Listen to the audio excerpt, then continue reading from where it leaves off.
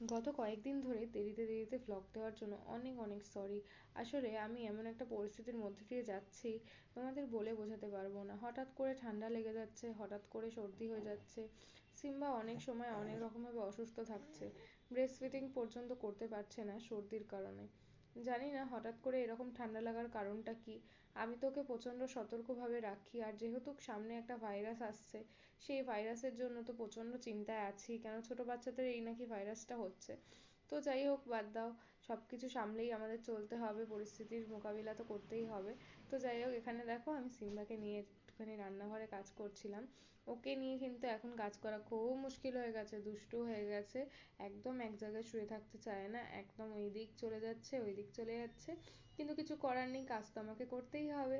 তো যাই হোক, খুব তাড়াতাড়ি ওকে ভেবেছি একটা কিন্ডারগার্টেন স্কুলে দিয়ে দেবো, যখন আর কি ওর 1 year হবে। খুব তাড়াতাড়ি বললাম, সরি, এখন অনেক দেরি আছে।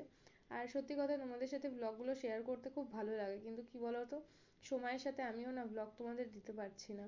যদিও এটা খুব খারাপ একটা জিনিস, কিন্তু কি করব বলো, আমার এত মানে কাজের চাপ, তারপর সমস্ত কিছু সামলে ব্লগ করে ওঠা।